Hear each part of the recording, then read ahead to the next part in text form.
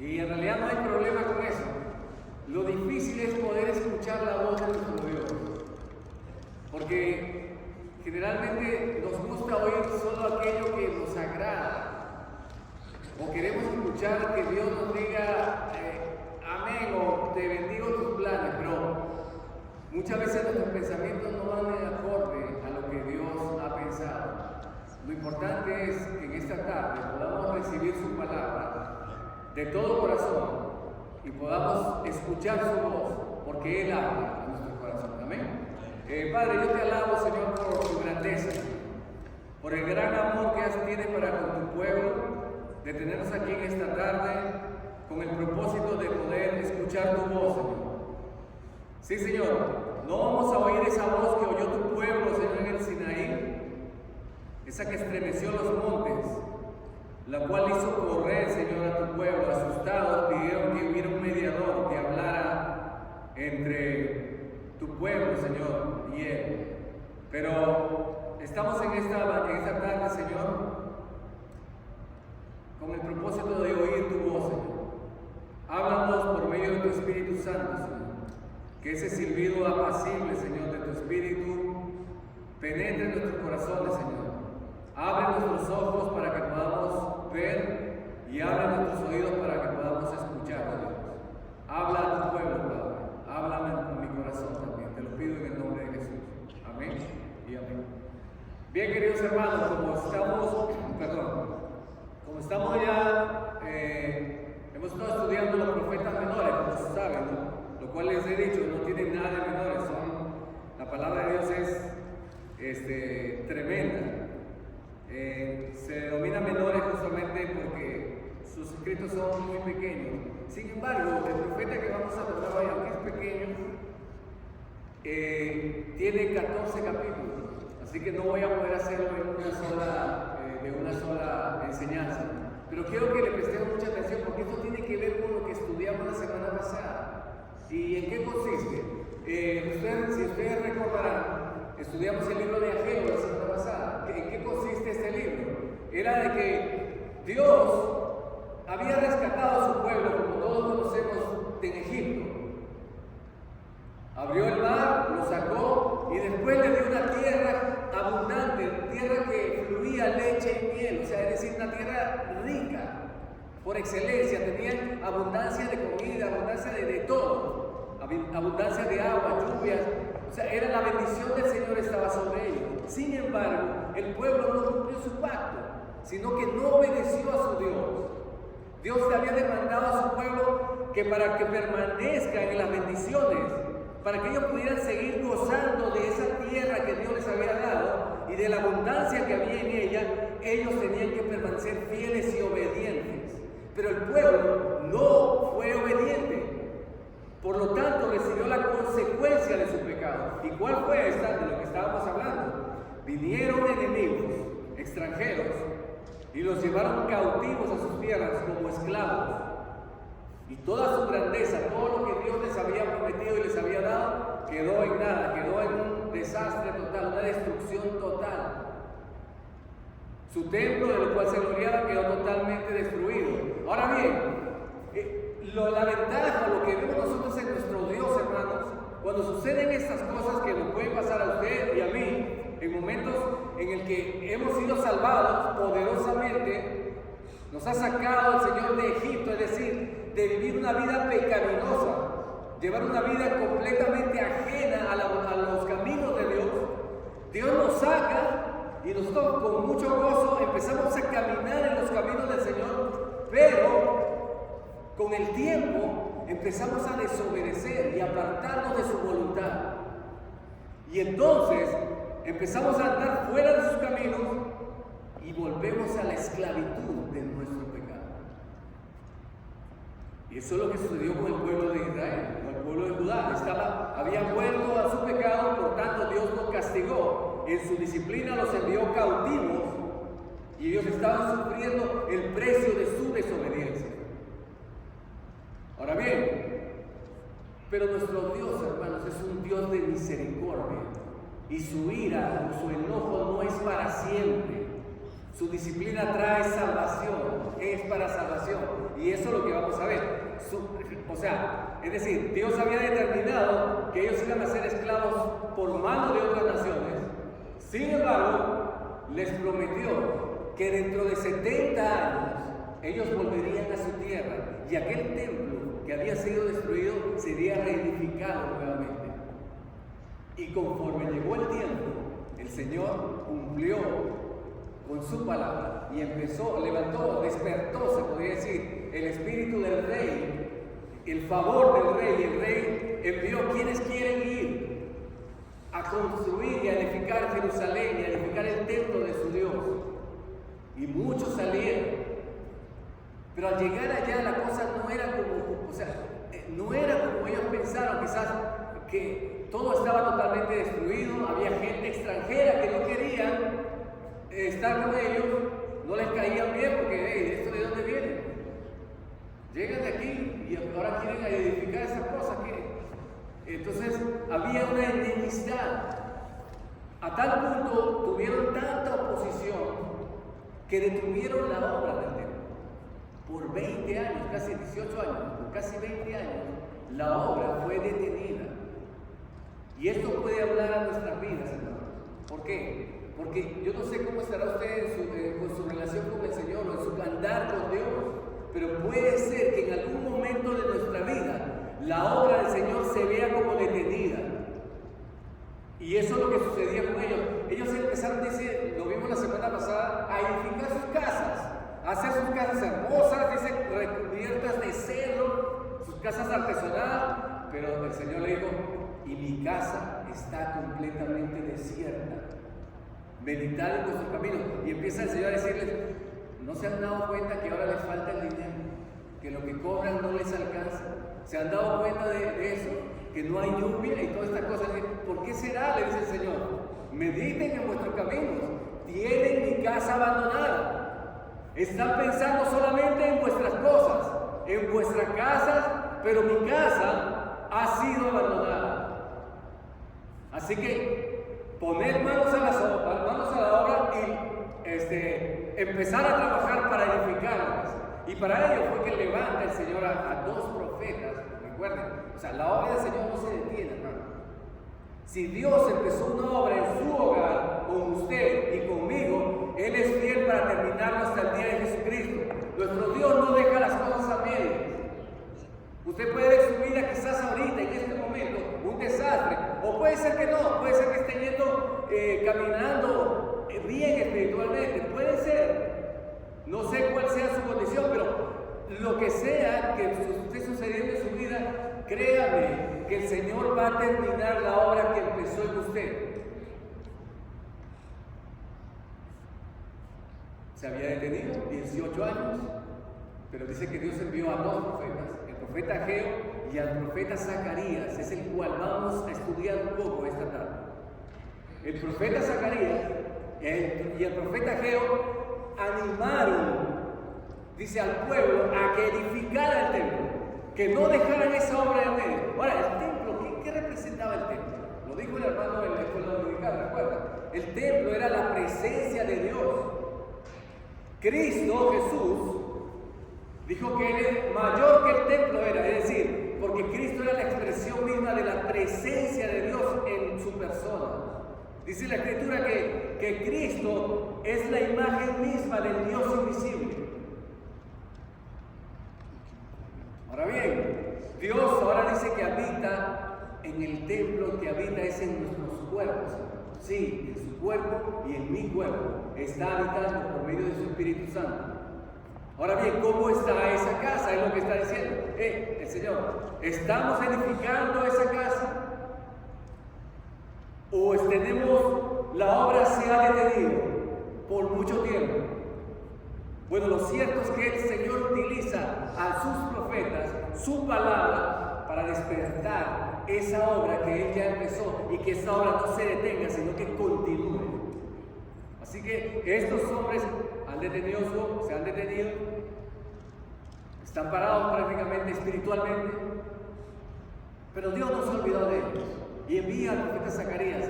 Y me gusta esto, hermano. Porque Dios no escoge a alguien por casualidad. ¿Por qué? Porque el mismo nombre de ese Zacarías, ¿sabe lo que significa Zacarías? Significa que Dios se acuerda. Y cuando usted ve esa palabra, que Dios se acuerda, hermano, esto es para salvación. Dice, y se acordó Jehová de Noé cuando estaba en el arca. Después de que llovió y el Señor castigó un juicio, dice que Dios se acordó de Noé y de su familia y abrió el arca y salieron y fueron salvos. Y dice que cuando el pueblo de Israel estaba esclavo en Egipto, dice que él se acordó del pacto que había hecho con Abraham. Jehová recuerda, el Señor recuerda, eso es lo que significa Zacarías. Ahora bien, Zacarías empieza, no vamos a terminar todo, hermano, pero quiero darles una parte sobre esto. Vamos a hablar de lo que el Señor quería para su pueblo, qué es lo que quería, qué debían hacer. Quiero que le prestemos atención. Quizás usted está en esta condición ahorita, que siente que la obra del Señor se ha detenido. Esta es una buena manera de aprender cómo podemos empezar otra vez a activar la obra del Señor. Empieza el llamamiento de Zacarías. Empieza, si usted está conmigo en el libro de Zacarías, después del libro de Ageo, o si no, escuchen, presta atención, lo puede leer en su casa. Empieza con que en el 8º mes del año, y es interesante, hermano, usted sabe que a mí me gusta mucho la numerología en cuanto a la Biblia. No es que sea cabalista o algo por el estilo, pero cuando el Señor dice algo, es bueno meditar en ello. Dice que en el 8º mes, ¿no?, del año segundo de Darío. Usted sabe que el 8 representa los nuevos comienzos. El libro de Zacarías tiene 8 visiones proféticas. O sea, es decir, el pueblo, recuerden lo que le dije, había sido llevado cautivo, ahora los ha traído y los ha llamado a edificar. Esta nueva generación era un nuevo comienzo, era un nuevo empezar en el Señor. Se habían apartado de Dios, ahora Dios los había perdonado, sus promesas se estaban cumpliendo. Se ha detenido la obra, pero el Señor está con ellos. Se ha acordado que Él no va a dejar las cosas a medias. Y este es un nuevo comienzo, el número 8, el mes 8º, dice, vino palabra de Jehová al profeta Zacarías, hijo de Berequías, este era un sacerdote, hijo de Ido, diciendo, se enojó Jehová en gran manera contra nuestros padres. Y la ira de que habla era un enojo, pero enorme, una manifestación de ira, de enojo, por causa del pecado de sus padres. Ahora bien, le dice, diles pues, así ha dicho Jehová de los ejércitos, volveos a mí. Miren el amor de Dios. No le dice, ustedes siguen sus pecados, ya me cansé de ustedes, no los soporto más, no. Le dice, volveos a mí, dice Jehová de los ejércitos, y yo me volveré a vosotros. Volveos a mí, y yo me volveré a vosotros, dice Jehová de los ejércitos. Vean el nombre que utiliza. Esto es interesante porque Él se manifiesta como el Dios de las huestes o el Dios de los ejércitos.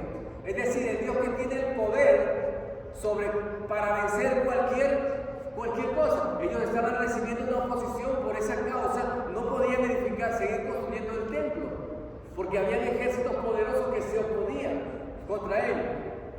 Pero Él se está mostrando, mira, yo soy Jehová de los ejércitos, el que tiene el poder sobre todo ejército, el Señor de las huestes. Yo estoy con vosotros. ¿Qué les pido a ustedes? Volveos a mí, dice. Volveos a mí, dice, y yo me volveré a vosotros.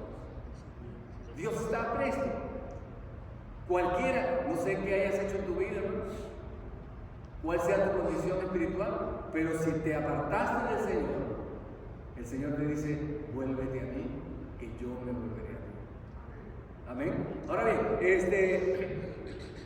dice, y le dice, no seáis como vuestros padres, dice, a los cuales clamaron los primeros profetas diciendo, así ha dicho Jehová de los ejércitos, volveos ahora de vuestros malos caminos y de vuestras malas obras, y no atendieron, ni me escucharon, dice Jehová. ¿Y vuestros padres dónde están? Están muertos. Y los profetas también están muertos, dice. ¿Okay? Pero mis palabras y mis ordenanzas que mandé a mis siervos, los profetas, no alcanzaron a vuestros padres, dice. Por eso volvieron ellos y dijeron, como Jehová de los ejércitos pensó tratarnos conforme a nuestros caminos y conforme a nuestras obras, así lo hizo con nosotros. Ya les había dicho, si ustedes van a hacer esto, yo voy a hacer que los voy a esparcir por todas las naciones y van a ser esclavos de sus enemigos y no van a permanecer en esta tierra que les doy. Ya Dios le había profetizado y esto no era más que el cumplimiento de lo que Dios les había dicho. Sin embargo, ellos igual no oyeron, no atendieron y no pudieron gozar, hermano, de las bendiciones que Dios tenía para ellos. ¿Qué? ¿Era Dios que no pudo cumplir Dios sus promesas? No, las promesas de Dios estaban allí, pero ellos no escucharon y eso le trajo maldición a su vida.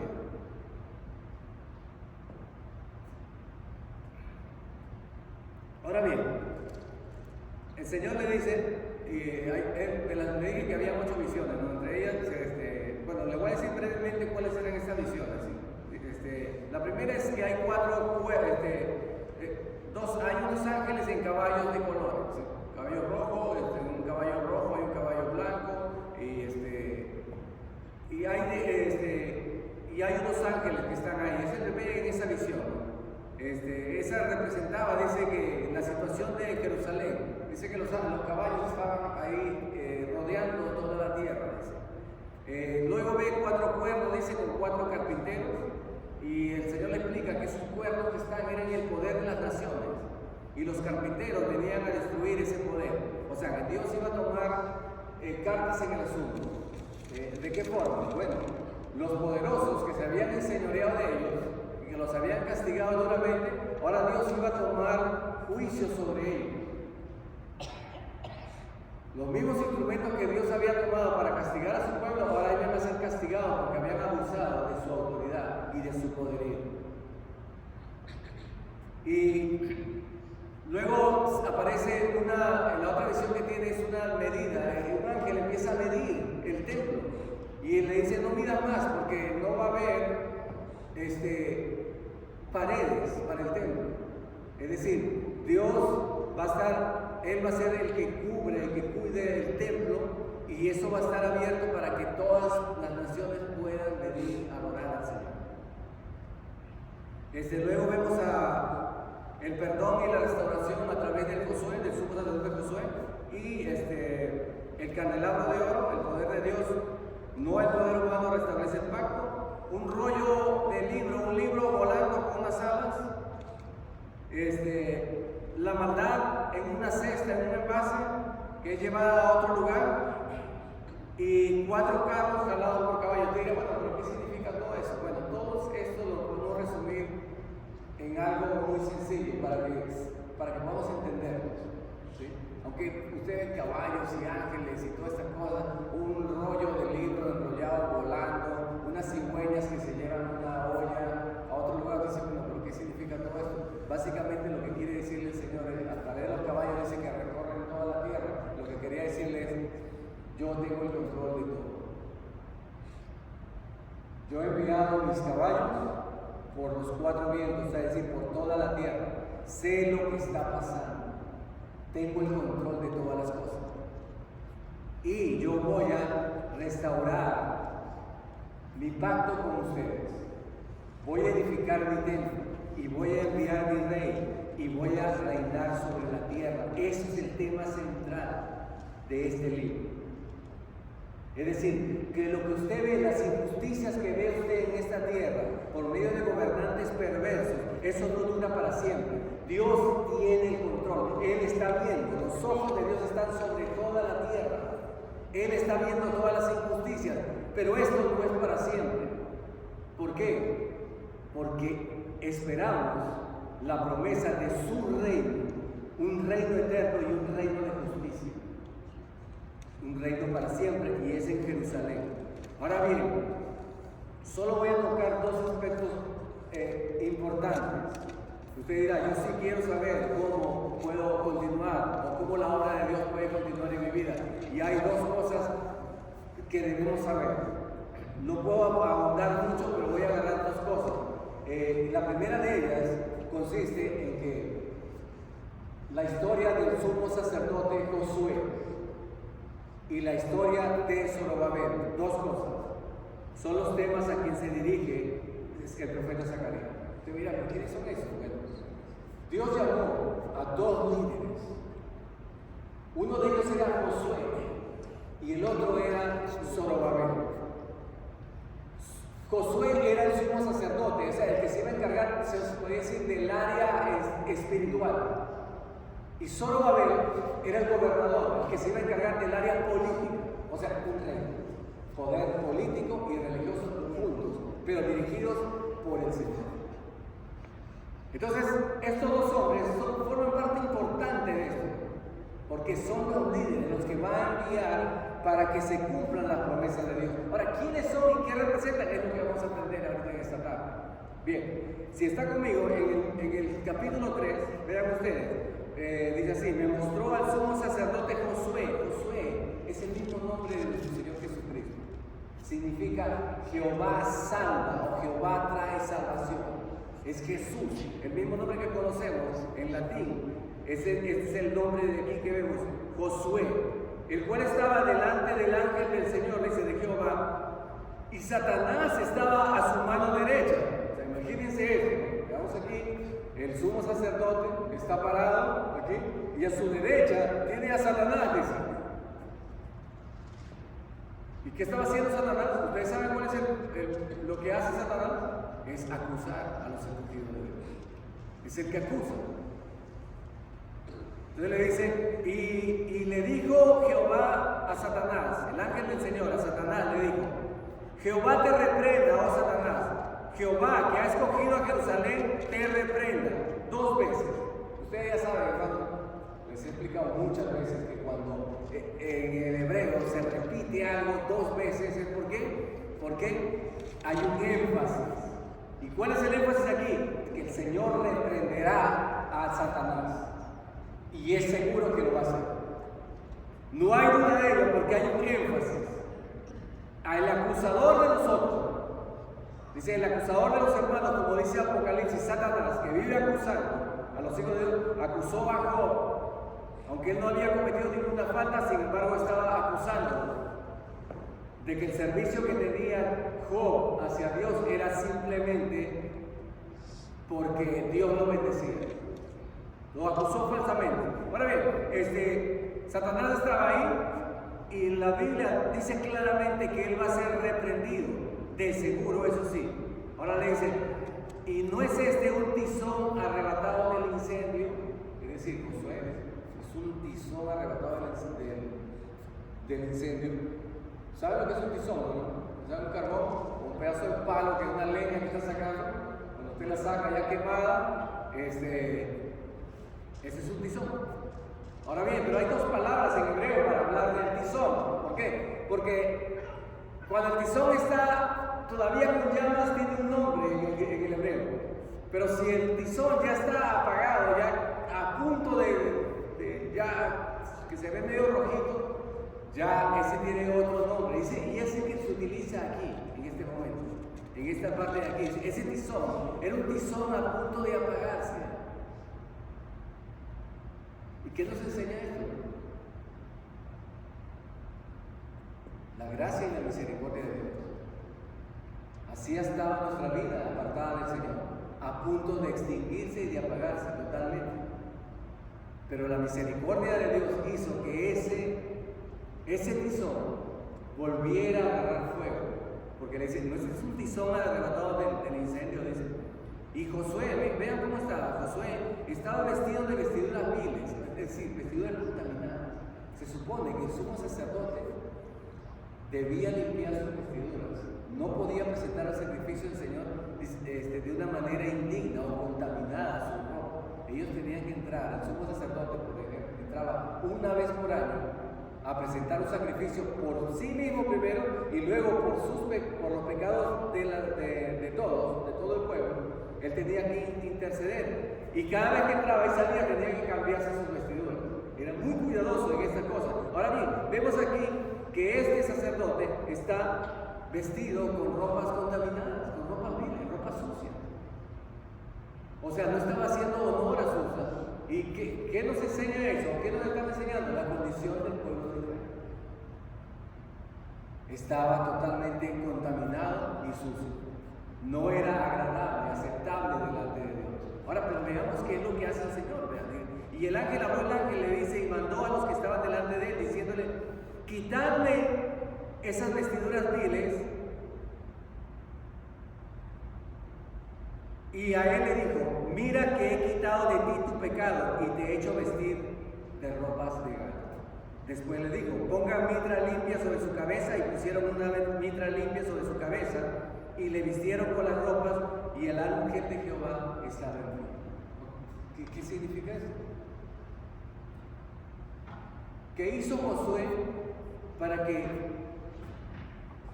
sus ropas estuvieran limpias otra vez? Nada. Él no podía hacer nada, absolutamente. Fue la obra del Señor quien dijo: yo te he puesto, te he quitado tus ropas viles y te he dado unas ropas nuevas. Te he quitado la corona que tenía en tu cabeza, o la mitra que usaba, y le dice, y te he puesto una nueva, le dice. Y así le dice el Señor: si anduvieres por mis caminos y si guardares mi ordenanza, también tú gobernarás mi casa, también guardarás mis atrios, y entre estos que están aquí te daré lugar. Una promesa de restauración total, sin que él haya hecho absolutamente nada. Dios es quien le da las vestiduras. Aquí vemos, hermanos, la obra totalmente, la obra de Dios. Usted y yo no podemos hacer absolutamente nada para salir de la condición en la que estamos. ¿Sí? Así como lo escuchan. No podemos hacer nada por nosotros mismos. Esta es una obra que compete totalmente a la gracia y a la misericordia de Dios. Lo único que pide el Señor es que andemos en sus caminos, que nos volvamos a hacer, y Él hará el resto. Él hará la diferencia. Él va a hacer todo lo distinto.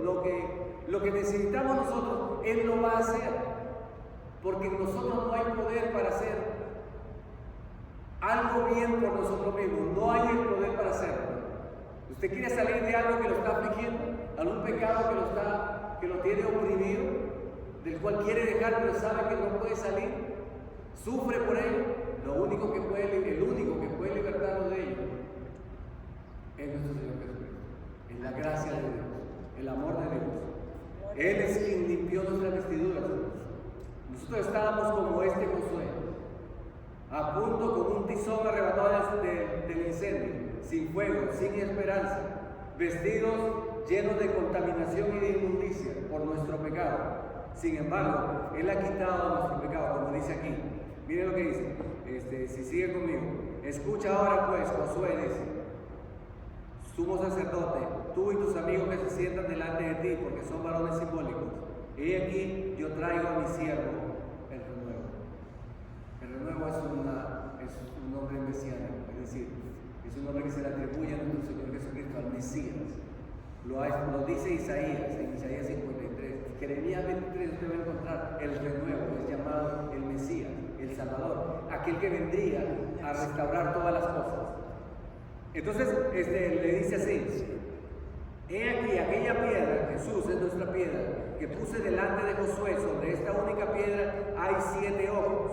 He aquí yo grabaré su escultura, dice Jehová de los ejércitos, y quitaré el pecado de la tierra en un día. Esto está hablando totalmente de la obra de nuestro Señor Jesucristo, el cual quitó el pecado en un solo día.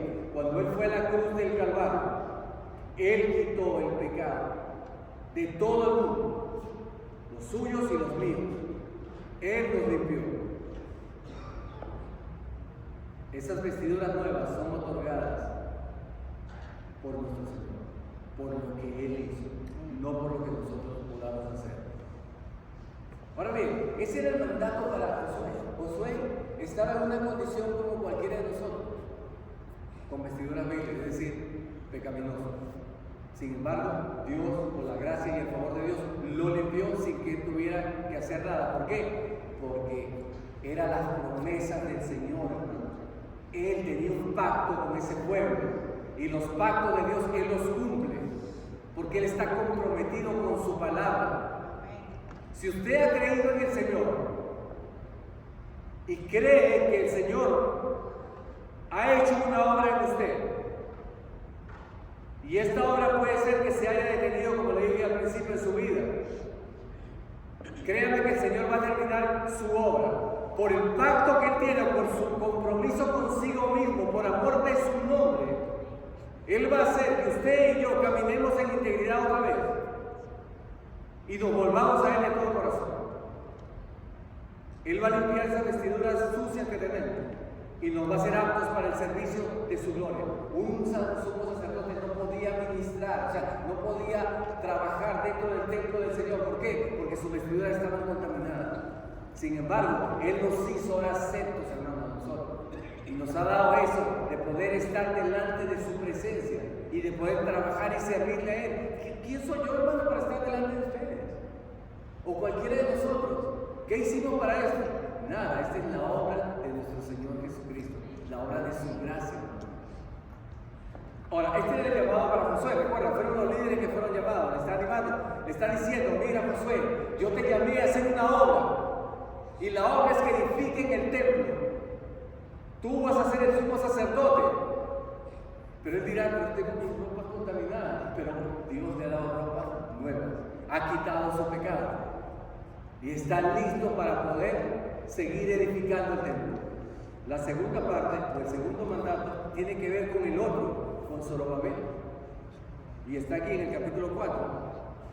Le dice: proseguí, voy a hablar del 4:4, dice así: proseguí y hablé diciendo a aquel ángel que hablaba conmigo: ¿qué es esto, Señor mío? Y el ángel que hablaba conmigo respondió y me dijo: ¿no sabes qué es esto? Y le dije: no, Señor mío. Entonces respondió y me habló diciendo: esta es la palabra de Jehová a Zorobabel, que dice: no con ejército ni con fuerza, sino con mi espíritu, ha dicho Jehová de los ejércitos.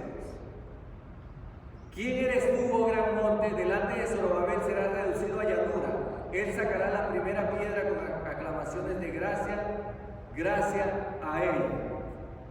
Ok. Zorobabel había empezado con mucho entusiasmo a edificar el templo, pero cuando vino la adversidad y los enemigos vinieron, él flaqueó.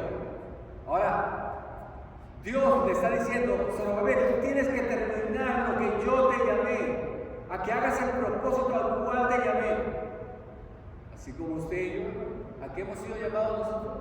A llevar una vida en santidad, una vida separada para el Señor, para que seamos testigos ante las naciones de que en nosotros habita un Dios verdadero, un Dios capaz de transformar las peores vidas en una vida conforme a la semejanza de nuestro Creador, nuestro Salvador Jesucristo. Esa es la meta y esa es la obra para la cual el Señor nos ha llamado. Ahora bien, Zorobabel ve esta obra demasiado grande, hermano, fuera del alcance de su... Dice, pero Dios le habla, porque Él dice: necesito un ejército.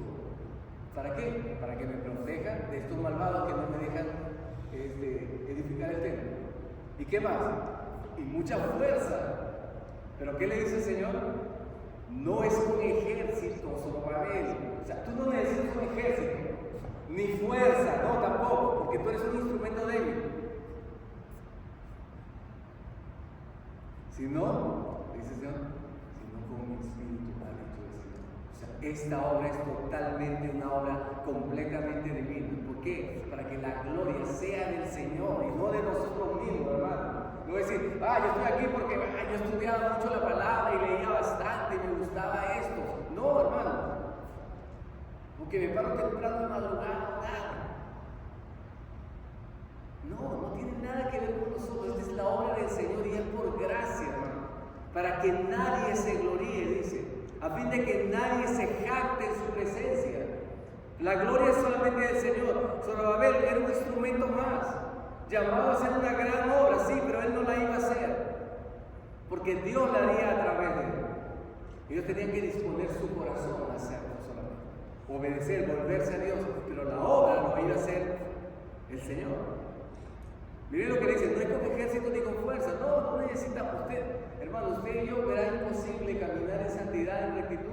Sí, para nosotros sí, es imposible. Pero con el Espíritu de Dios podemos hacerlo. Por eso es que el Señor no nos dejó solos, dijo sí. Yo me voy, pero no dejaré huérfanos. Dejaré otro consolador que esté con vosotros todos los días hasta el fin del mundo. Y es el Espíritu Santo. No es con ejército ni con fuerza, sino con mi Espíritu, ha dicho Jehová.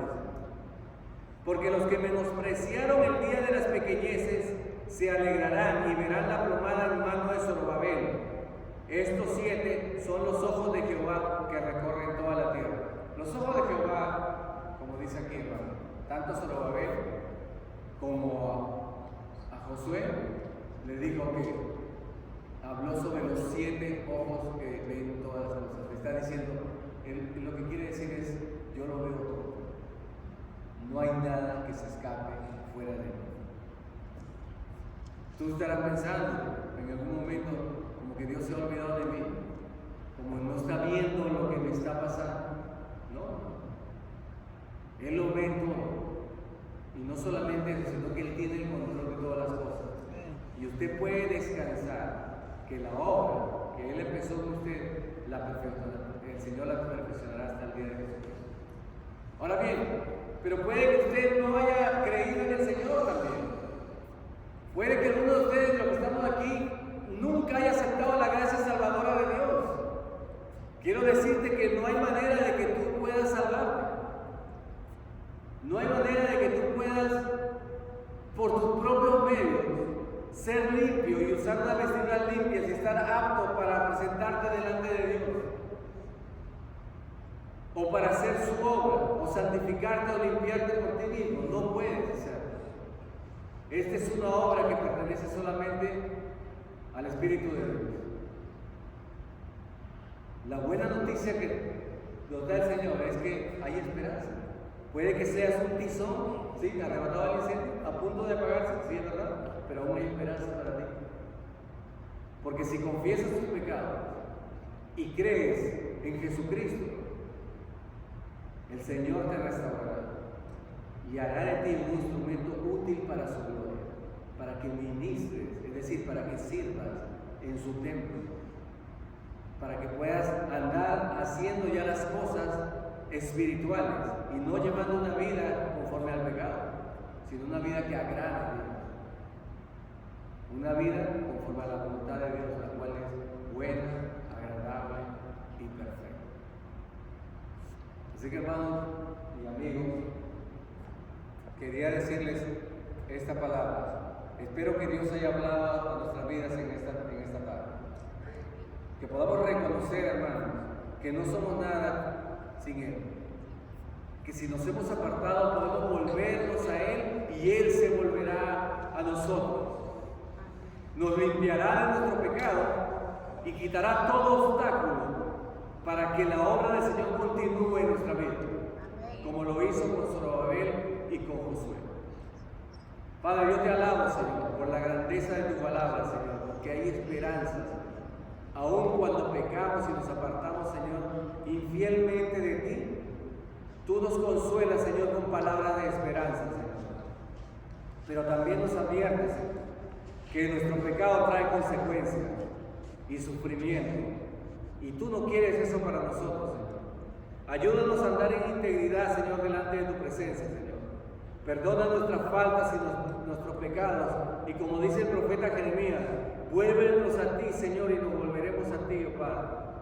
Vuélvenos, conviértenos a ti y nos convertiremos, Señor. Porque esta obra es completamente tuya, Señor. Te doy gracias, Padre, por tu palabra en el nombre de Jesucristo. Amén. Vamos, que